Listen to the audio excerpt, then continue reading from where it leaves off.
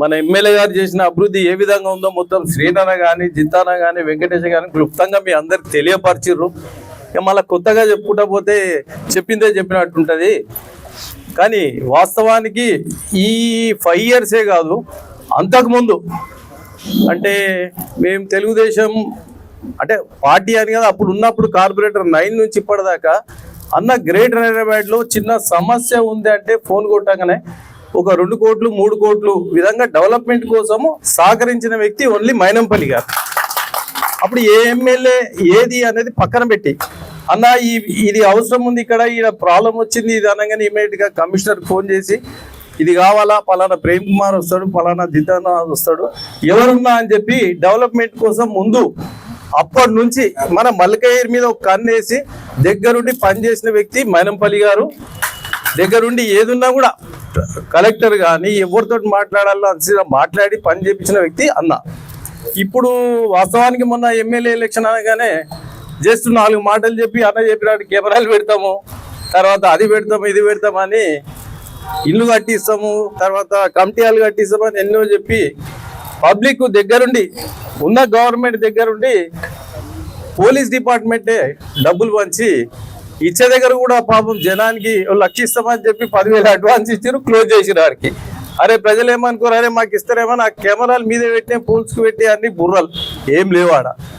ఆ విధంగా ఆయన చేసుకుంటూ పోతా ఉన్నాడు. యాక్చువల్గా ఇలా మన గౌరవ ఎమ్మెల్యే గారు గౌరవంగా మనం గౌరవిస్తున్నాము. ఆయన అసలు అసెంబ్లీ నుంచి ఎంత ఫండ్ వచ్చింది, ఎక్కడ ఏమేమి పనులు చేసింది, ఆ ఫండ్ ఏంది, మన ఉన్న 9 డివిజన్లలో ఏ డివిజన్కి ఎంత పెట్టారు, అది క్లుప్తంగా ఆయన తెలియపరిస్తే పబ్లిక్ తెలుస్తుంది, మన నాయకులకు తెలుస్తుంది. అదేవిధంగా అది కాకుండా జిహెచ్ఎంసి అధికారులు అరే మీరు ఈ పని చేస్తారా చెయ్యారా నేను పోతున్నారా అంటే ఒక ప్రోటోకాల్ ఉంటుంది అన్నదానికి ఆయన ప్రోటోకాల్ కాదు, ఒక మేయర్ గారికి ఫోన్ చేసి అమ్మా ఈ పని చేస్తున్నాం మీరు రా అంటే మేయర్ గారు రారు. మేయర్ గారు చెప్పాలా పలానా డివిజన్లో పలానా కాన్స్టిట్యున్సీలో నేను వస్తున్నాను, ఆ డబ్బు మా డబ్బు జిహెచ్ఎంసీ డబ్బు మేము పెట్టాము, అక్కడ పని చేయడానికి వస్తున్నామని పిలిస్తే ఎమ్మెల్యే కానీ కార్పొరేటర్ కానీ పోవాల్సి ఉంటుంది. అది ప్రోటోకాల్. కానీ జనరల్గా అరే మేము వస్తున్నాము మీరు అధికారులు రావాలని అందరినీ బ్లాక్మెయిల్ చేసుకుంటూ అందరినీ ఆర్టీఐ కింద అడుక్కుంటూ అందరి మీద కేసులు పెడితే అధికారులు ఎక్కడ పనిచేస్తారు? చేయరు అంటే ఇప్పుడు అందరూ ఐకమత్యమై అధికారులు కూడా వాళ్ళకు ఒక యూనియన్ ఉంది, అందరు అనుకుంటున్నారు రేపొద్దున ఇదే విధంగా చేస్తే మేము ఏ పని చేయము, మేము కూడా పెన్ డౌన్ చేస్తామని. తెలంగాణలో ఫస్ట్ పెన్ డౌన్ చేసేది మన కాన్స్టిట్యున్సీ మొదలవుతుందని నేను అనుకుంటున్నాను. అది కాకుండా కావాలంటే ఇక దగ్గరుండి అన్న మైనంపల్లి గారు చూడాలా. ఇప్పుడు ఏ పనులు ఉన్నా కూడా మనం గత ఎమ్మెల్యే గారు తెచ్చిన పనులే ఇప్పటిదాకా ఎవరు హనుమంతన్న తెచ్చిన వర్క్లే నడుస్తున్నాయి. ఇలా వాస్తవానికి అసెంబ్లీ జరిగింది, ఏ ఎమ్మెల్యేకి ఏ ఫండ్ వచ్చింది మీ అందరికి తెలుసు, వచ్చిందా ఎక్కడ లేదు. కానీ మరి డెవలప్మెంట్ అన్న దానికి మాట్లాడడానికి దానికి రైటే లేదు. ఎగ్జాంపుల్ నేను కార్పొరేటర్, నాకన్నా ఇంత బడ్జెట్ ఉంది, మేయర్ ఉంది, ఫలానా పోయి అడిగితే కమిషనర్ ఇచ్చే రైట్ ఉంది, తీసుకొచ్చి డెవలప్మెంట్ చేస్తున్నాం. ఇక అన్ని చెప్పుకుంటా పోతే ఇంకా చెప్పాల్సింది ఆర్బీ కోసం చెప్పారు, తర్వాత కమాన్ కోసం చెప్పారు, ఏం చేసినా అన్న చేసిన డెవలప్మెంటే. కానీ వాస్తవానికి ఎమ్మెల్యే గారు మాట్లాడేది ఎట్లుందంటే మన కేటీఆర్ కేసీఆర్ మాట్లాడిన దానికన్నా ఇంకా ఎక్కువనే ఉంది. అసలు ఇవాళ మాట్లాడుతూ కేటీఆర్ గారు అసలు అర్థం పడదాం 2 మాటలు మాట్లాడుతుంది. 1 ఇయర్ అయిన చేసిన డెవలప్మెంట్ ఏందని చెప్పడానికి పోతే కూడా ఇది రాంగ్ అంటారు కేటీఆర్ గారు. ఆ విధంగా ఉంది. సరే ఈ అవకాశం ఇచ్చిన పెద్దలందరినీ నమస్కారం తెలియజేసుకుంటూ థ్యాంక్స్. హనుమంతన్న 2009లో గెలిచిన తర్వాత జిహెచ్ఎంసీలో 24 ఎమ్మెల్యేలు అందరికన్నా ఎక్కువ హైయెస్ట్ నిధులు తీసుకొచ్చి మన మల్కాజ్గిరి అల్వాల్ కాన్స్టిట్యూషన్ డెవలప్ చేసిందంటే మన మైనంపల్లి గారు. మరి మైనంపల్లి గారు తిరిగి ఎంతమంది కార్పొరేటర్ని జిహెచ్ఎంసీలో ప్రెసిడెంట్ అయినా గెలిపించారో మీ అందరికి తెలుసు. మరి ఇక్కడ మల్కాజ్గిరిలో దాదాపు ఇక 100 కోట్లతోటి వర్క్ చేశాడు, 2-3 వేల కోట్లతో మాకు కంప్లీట్ చేశాడు వర్క్స్ అన్ని. అందులో ప్రధానంగా మన మౌలాలి కమాన్ కానివ్వండి, ఇక్కడ ఆర్యూబీలు కానివ్వండి, బాక్స్ డ్రైన్లు కానివ్వండి, పెద్ద పెద్ద బాక్స్ డ్రైన్లు కూడా with in span of 1 year లోపల వర్షం వస్తే మనది ఒక పెద్ద వరద, అందులో పాపం చిన్న పిల్ల కూడా లాస్ట్ టైం కొట్టుకుపోయిండే. మరి ఇవన్నీ దృష్టిలో పెట్టుకొని అన్న నిరంతరం ప్రజల కోసం, మన మల్కాజ్గిరి ప్రజల కోసం పనిచేసింది. తర్వాత నా డివిజన్కి వస్తే దాదాపు నేను 2009 నుంచి ఇప్పటి వరకు 15 yearsలో 2009లో నేను ఒక 120 కోట్ల పనులు చేయించాను. అప్పుడు 120 కోట్లు అంటే ఇప్పుడు దాదాపు ఒక 200-300 కోట్లు దాని వాల్యూ. మరి second term 2014 to 19లో 59 crores works. తర్వాత హనుమంతన్ వచ్చిన తర్వాత ఎన్నో అభివృద్ధి వర్కులు చేయించాం. బాక్స్ డ్రైన్స్ కానివ్వండి, తర్వాత మన రోడ్స్ కానివ్వండి, సిఆర్పిఎం రోడ్స్ కానివ్వండి, ఇంకా వేరే వేరే ఇంటర్నల్ రోడ్స్ కానివ్వండి, వాటర్ బోర్డులో మాత్రం మొన్న ఒక పెద్ద అభియోగం పెట్టిండు. ఏ ఎమ్మెల్యే కూడా కౌకూర్కి వచ్చిన తర్వాత ఇప్పటిదాకా ఏ ఎమ్మెల్యే కూడా వాటర్ సప్లై ఇవ్వలేదు ఆర్జీకే అని చెప్పి. RGK 2 years back reservoir 2.3 supply, ఒక 3.5 కోట్ల కౌకుల్లో 3.5 కోట్ల వాటర్ సప్లై ప్రతి కాలనీకి ఇవ్వడం జరిగింది. తర్వాత సీవరేజ్ లైన్ కూడా 60 లక్షలతో సీవరేజ్ లైన్ వేయడం జరిగింది. మరి కౌకూర్లో ఏం వేయలేదు అంటున్నాడు. మరి ఇది ఏదైతే రాజ్యకే ఉందో ఆ ఆర్జీకే హౌసింగ్ బోర్డుకి వస్తుంది. హౌసింగ్ బోర్డుకి వచ్చిన పైన ఈ గ్రౌండ్ లెవెల్ రిజర్వాయర్ కట్టించి పైప్ లైన్ ఓన్లీ కనెక్షన్ ఇచ్చేటుండి ఆ జంక్షన్ కనెక్షన్ ఇవ్వడానికి కొద్దిగా లేట్ అయింది. అయినా కానీ హౌసింగ్ బోర్డులో ఉన్న పైప్ లైన్స్ అన్ని మొత్తము అవన్నీ డ్యామేజ్ అయిపోయినాయి. అయినా కానీ తన సొంత నిధులతోటి కరోనా హార్డ్లీ 2 yearsలో కరోనా వచ్చింది మనకు 5 termsలో 5 years టర్మ్లో. ఆ 2 years కూడా తాను తన సొంత నిధులతోటి ట్రాక్టర్లు పెట్టి వాళ్ళకు వాటర్లు ఇవ్వడం జరిగింది. మరి మన మర్రి రాజశేఖర రెడ్డి గారు ఒక్క 1.5 lakh శాంక్షన్ చేయించి అక్కడ తర్వాత ఆయన మొత్తం చేసింది వర్క్ నా డివిజన్లో హార్డ్లీ ఒక 38 లక్షల వర్క్ చేయించాడు అంతే. మరి ఇప్పుడు అన్నట్టు మన వెంకటేశ్వర అన్నట్టు ఓన్లీ తీసుకెళ్లి సబ్మిట్ చేయడము, తర్వాత ఇంకా ఆయనది ఏముండదు అసలు. వర్క్ వైజ్ అయితే ఏం కాలేదు ఇప్పటి వరకు కూడా. మరి అవన్నీ ఆలోచించుకోవాలా. ఓన్లీ సోషల్ మీడియాలో షోపుటాప్ చేయడం తప్పితే ఇంకా వేరే ఏం లేదు. మరి ఈ వేదిక మీదుగా ఆయన చేసిన వర్క్స్ ఈ మల్కాజ్గిరి కాన్స్టిట్యున్సీలో ఏమేమి చేశాడో అవి టోటల్ గా ముందు పెట్టాలని మేము కోరుకుంటున్నాం. Thank you. మల్కాజ్గిరి నియోజకవర్గ ప్రెస్ మరియు ఎలక్ట్రానిక్ మీడియా ప్రతినిధులకి అందరికీ నమస్కారాలు. ముఖ్యంగా ఈరోజు మల్కాజ్గిరి నియోజకవర్గ ప్రజలు గ్రహించాల్సిన విషయం ఏంటంటే, ఎమ్మెల్యేగా మల్కాజ్గిరి నియోజకవర్గ రాజశేఖర రెడ్డికి ఒక మ్యాండేటరీ ఇచ్చారు, ఆయన్ని గెలిపించారు. దానికి మేము ఎల్లప్పుడూ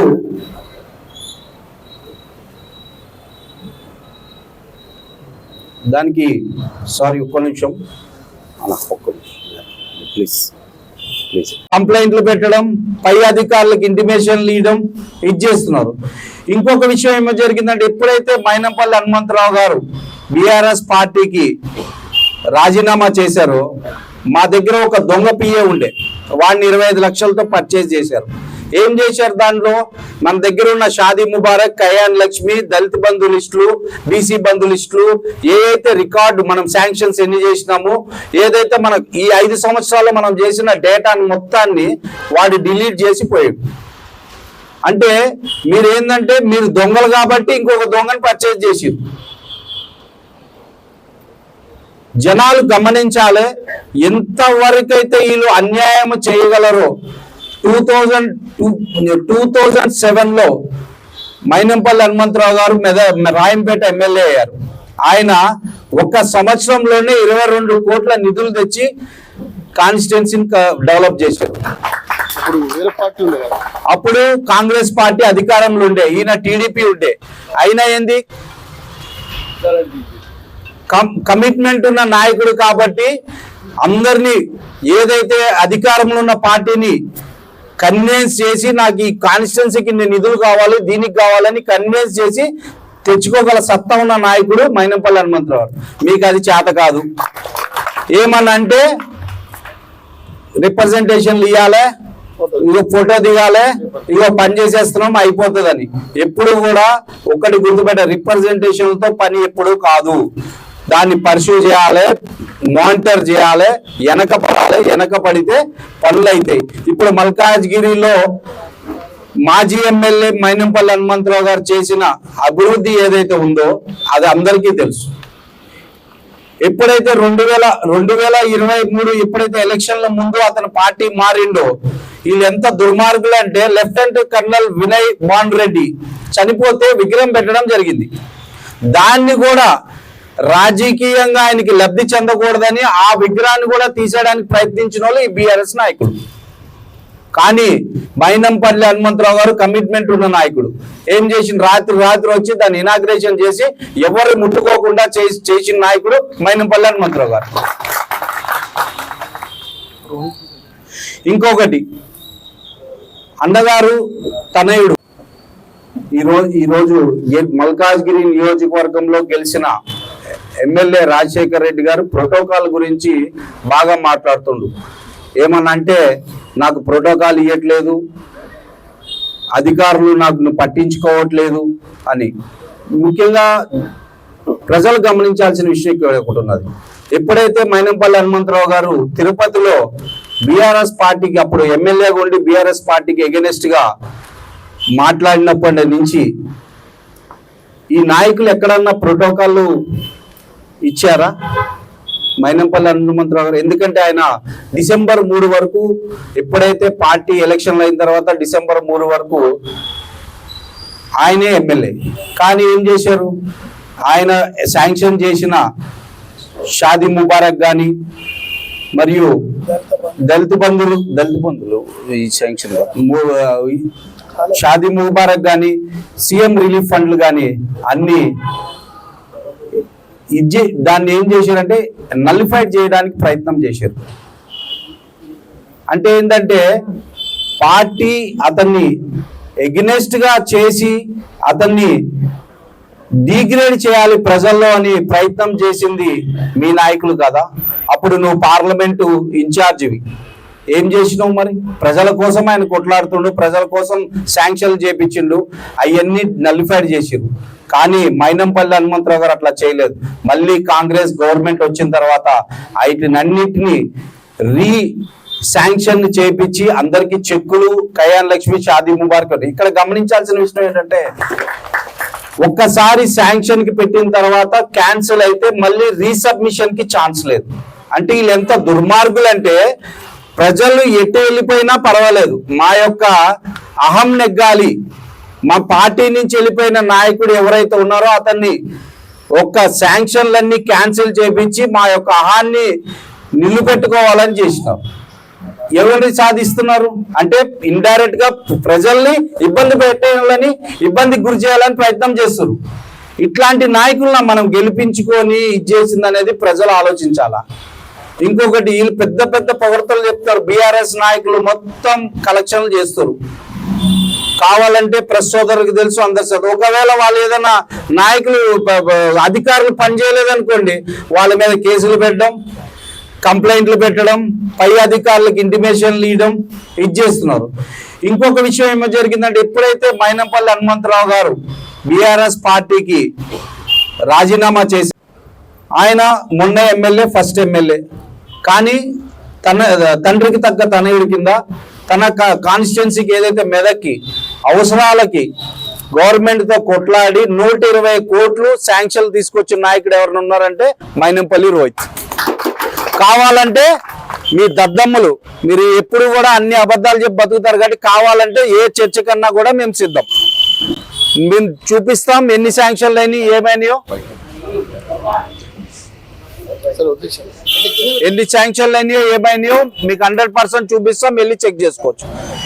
ప్రోటోకాల్ అని మాట్లాడతారు. ఫస్ట్ ఎదుటోడికి చెప్పే ముందు మనం పాటించాలి. నువ్వు పాటిస్తే అందరూ పాటిస్తారు.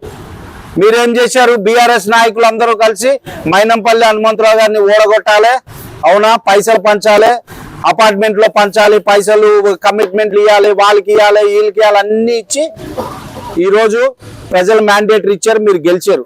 మీరు ప్రోటోకాల్ గురించి మానేసి ఫస్ట్ మీరు ఎట్లా పని చేయాలి, ఏం చేయాలి, ఎట్లా చేస్తే మీరు ప్రజల్ని మెప్పు పొందుతారనేది చూసుకుంటే మంచిగా ఉంటుంది. ఇంకోటి, ఇంత బీఆర్ఎస్ నాయకుల్లో ఎమ్మెల్యే ఇంత నీచమైన నాయకుడిని ఎక్కడా చూడం. ఎందుకంటే ఆయన పార్లమెంట్ ఇన్ఛార్జ్ ఉండే, సాయన్న గారి ఏరియాకి ఇన్ఛార్జ్ ఉండే. సాయన్న గారి ఘోష 100% వీళ్ళకి తగులుతుంది. ఎందుకంటే ఆయన ఎమ్మెల్యేగా ఉన్నప్పుడు ఈడు చేసిన అరాచకం అంతా ఇంత కాదు. ప్రజలు గమనించాలి, ఇట్లాంటి నాయకుల్ని మనం తరిమి కొట్టాలి. ఇట్లాంటి నాయకులు ఎప్పుడు కూడా ప్రజలకు ఉపయోగపడే నాయకులు కాదు. ఓన్లీ బిజినెస్లు చేసుకోవడానికి, మంది మీద బురద జల్లడానికి తప్ప దేనికి పనికిరారు. ప్రజలు గమనించి ఇట్లాంటి నాయకులను తరిమి కొట్టాలని కోరుకుంటున్నాం. ఇంకొక విషయం, తెలంగాణ గవర్నమెంట్ ఏర్పడి ఒక 1 year అయింది. వీళ్ళు పెద్ద ధర్నాలు చేస్తున్నారు 1 yearలో ఏం చేయలేదని. వీళ్ళేదో పీకినట్టు గవర్నమెంట్ అంటారు. వీళ్ళు ఎంత చేసిరు అసలు? మల్కాజిరికి ఏం తీసుకొచ్చిరు? ఇప్పటి వరకు అయినా ఏదైతే డెవలప్మెంట్లు ఉన్నాయో అవన్నీ మైనంపల్లి హనుమంతరావు గారు తీసుకొచ్చింది. కావాలంటే రికార్డు పరంగా నిరూపించడానికి మేము సిద్ధంగా ఉన్నాం. మీరు నిరూపిస్తారా? ఎన్ని తెచ్చిరు, ఏం తెచ్చిరు? తెలంగాణ గవర్నమెంట్ పేదల గవర్నమెంట్, కాంగ్రెస్ గవర్నమెంట్ అంటే పేదల గవర్నమెంట్, మీ బీఆర్ఎస్ గవర్నమెంట్ అంటే ధనికుల గవర్నమెంట్, ధనికులకి పనిచేసే గవర్నమెంట్. ఎందుకంటే మీరు చేసేది ఎట్లా ఉంటుందంటే అన్ని పనులు చేస్తారు కానీ టూత్ పాలిష్ ఇవాళ చేస్తారు, రేపు ఊడిపోతుంది. అది అంటే ఏదన్నా నిలబడే పని చేస్తే లైఫ్ లాంగ్ ప్రజలు గుర్తుపెట్టుకుంటారు, ప్రజలు హర్షిస్తారు. కానీ వీళ్ళు ఏం చేస్తారంటే టూత్ పాలిష్ పని చేసే 10 సంవత్సరాలు మొత్తం అంతా నాశనం చేసి 7 లక్షల కోట్ల అప్పులు చేసిరు, ఏడకాడ కూలిపోతున్నాయి. ఈ రోజు తెలంగాణ కాంగ్రెస్ పార్టీ చేసి 7 లక్షల కోట్ల అప్పులు చేసిరు, ఏడకాడ కూలిపోతున్నాయి. ఈ రోజు తెలంగాణ కాంగ్రెస్ పార్టీ ఈ రోజు చేసిన అభివృద్ధి, ఉచిత బస్సు సర్వీస్ అయితే కావచ్చు, 10 లక్షల మన హెల్త్ ఇన్సూరెన్స్ అయితే కావచ్చు, ఇంకొక ఫ్రీ గ్యాస్ సిలిండరు, 200 యూనిట్లు కరెంటు ఆల్రెడీ ఆచరణలో పెట్టి చూపిస్తున్నాం. వీళ్ళ లెక్క 1,00,000 కుటుంబాలు ఉన్న దళిత బంధు ఎస్సీ నాయకులు ఉన్నారు అనుకోండి, 100 మందికి ఇచ్చి కళ్ళు దూరుకున్నారు అంటే 0.1%. బీసీ బంధు ఇచ్చారు, 1,00,000 మంది ఉంటే 100 మందికి ఇచ్చారు, అది 0.1%. మైనార్టీ బంధు ఇచ్చారు, 100% ఉంటే 0.1%, అంటే 99.9% ఏడుకుపోతున్నారు. అంటే వాళ్ళు ప్రజలు కాదా? అంటే ఏంటంటే వీళ్ళు చేసే పనులన్నీ కంటి తుడుపుకి కారణాలు తప్ప వేరేది కాదు. కాబట్టి ఖబర్దార్, ఎమ్మెల్యే గారు మాట్లాడేటప్పుడు నోటు అదుపులో పెట్టుకొని మాట్లాడాలి. ఈ రాష్ట్రంలో ఏదైనా డెవలప్మెంట్ చేయగల పార్టీ ఏదైనా ఉందంటే అది ఓన్లీ కాంగ్రెస్ పార్టీయే. ఓన్లీ ప్రజల పార్టీ, పేద ప్రజల పార్టీ. మీలాగా ధనికులకి ఇచ్చేసే పార్టీ కాదు, ధనికులకు సహకరించే పార్టీ కాదు. ఎప్పుడన్నా ఈ రోజు మల్కాజ్గిరిలో డెవలప్మెంట్ అంటే ఈ 5 సంవత్సరాల్లో చేసి చూపించింది మైనంపల్లి హనుమంతరావు గారి. దానికి మీరు బహిరంగ చర్చకి సిద్ధమా అంటే మేము సిద్ధమే. రండి, ఎక్కడెక్కడ ఎంత డెవలప్ చేసినాం, ఎంత చేసినాం. మీరు ఈ 1 సంవత్సరంలో ఏం చేసిరు? అంతేగాని ఇష్టం వచ్చినట్టు అవాకులు చెవాకులు పాడితే ఇక్కడ ఊరుకోవడానికి ఎవరు సిద్ధంగా లేరు. మీ తాటాకు చెప్పులకి భయపడారు ఎవరు లేరు. ఖబర్దార్, ఇంకోసారి మాట్లాడేటప్పుడు చూసి మాట్లాడారు. ప్రోటోకాల్ అంటారు. మీరు అధికారులను వేధించినంత మాత్రం, వాళ్ళ మీద కేసులు పెట్టినంత మాత్రాన కాదు. మీరు న్యాయంగా కొట్లాడాలి, ప్రజల కోసం కొట్లాడాలి, ప్రజలు మీకు సహకరించాలి. అంతేగాని ఈ రోజు చెప్తున్నా, మా కార్పొరేటర్ ప్రేమ్ అన్న గాని జిత్ అన్న గాని చేసిన డెవలప్మెంట్ లో 15 పైసలు కూడా మీరు చేయలేదు. కాబట్టి ఈ రోజు గ్రేట్ అంటే కాంగ్రెస్ కార్పొరేటర్లు జిత్ అన్న, ప్రేమ్ అన్న, మా కార్పొరేటర్లే గ్రేటు. మీరు దేనికి పనికిరారు, ఓన్లీ మెమరాండం ఇవ్వడానికి తప్ప. ఖబర్దార్, ఇంకొకసారి కాంగ్రెస్ పార్టీని విమర్శించినా, మా నాయకులను విమర్శించినా ఈ తాటాకి చెప్పులకి ఎవరు భయపడేది లేదు. ఈ అవకాశం ఇచ్చిన నాకు అందరికి సహకరించిన అందరికి ధన్యవాదాలు. దుండిగల్ల తామర చెరువుల్లో నువ్వు ఇంజనీరింగ్ కాలేజీలు కట్టుకున్నావు, నువ్వు బఫర్ జోన్లలో నువ్వు చేసేది పబ్లిక్ గవర్నమెంట్ లలో నీ కాలేజీలు కట్టుకున్నావు. నువ్వు ఫస్ట్ వీటికి సమాధానం చెప్పు. నువ్వు పబ్లిక్ లో సమాధానం చెప్పి మల్కాజీ ప్రజలకు చెప్పు. అప్పుడు నువ్వు బఫర్ జోన్ గురించి మాట్లాడు, వక్బోర్డ్ భూముల గురించి మాట్లాడు. ఇక్కడ మల్కాజ్గిరి ప్రాంతంలో సెయింట్ మార్టిన్ స్కూల్ అని మల్లారెడ్డి కాలేజ్ స్కూల్ ఉంది. ఆ స్కూల్ పిల్లలకు, ఆ స్కూల్ పేరెంట్స్ కి ఆ రోజు వెళ్ళి మీటింగ్ పెట్టుకుని నేను పిల్లలకు అందరు ఫీజు రియంబర్స్మెంట్ చేస్తా, ఫీజులు అందరు మాఫీ చేస్తాన్నావు. ఏమైంది? ఇవన్నీ కూడా సమాధానం చెప్పాలి. ఈ రోజు మరి కాలనీలలో కూడా కాలనీ అధ్యక్షులు, కాలనీలు కూడా ఇక్కడ కార్పొరేటర్లు అందరు కాలనీ అధ్యక్షులకు కూడా మా కార్పొరేటర్లతో సహకారం అందిస్తున్నారు, సహకారం తీసుకుంటున్నారు. ఈరోజు ఎంతో ఆనాడు ప్రధానమైన మల్కాజ్గిరిలో ఉన్న సమస్యలు ఆర్యూబీ బ్రిడ్జ్లు అయినా సరే, మౌలాలి కమాండ్ విషయంలో సరే డిగ్రీ కాలేజీలు అయినా సరే, హాస్పిటల్ 100 పడకల హాస్పిటల్ అయినా సరే, ఆనాడు గౌరవనీయులు మన హనుమంతన్న గారు ఆ రోజు అభివృద్ధి చేయడం జరిగింది. మల్కాజ్గిరిలో ఉన్న పెద్ద సమస్యలన్నీ తీర్చడం జరిగింది. మరి బండ చెరువులు ఈ రోజు గుర్రం టెక్కతో ఇంకా బాధపడుతున్నారు. మరి నువ్వు ఎమ్మెల్యే ఉన్నావు, ఏ రోజు ఒక గుర్రం టెక్క తీసినావు? మల్కాజ్గిరిలో చుట్టుముట్టున్న చెరువులన్నీ ఏ రోజు నువ్వు పరిశీలించినావు? మరి ఇన్ని కాలనీలు ఉన్నావు, నువ్వు ఎన్నికల్లో తిరిగినావు, కానీ ఇప్పుడెక్కడ తిరుగుతున్నావు? నువ్వు ఎన్ని కాలనీలు విజిట్ అయినావు? నీ నిధులతో నువ్వు శ్వేతపత్రం రిలీజ్ చేయాలని చెప్పి ఈ సభాముఖంగా చెప్తా ఉన్నాం.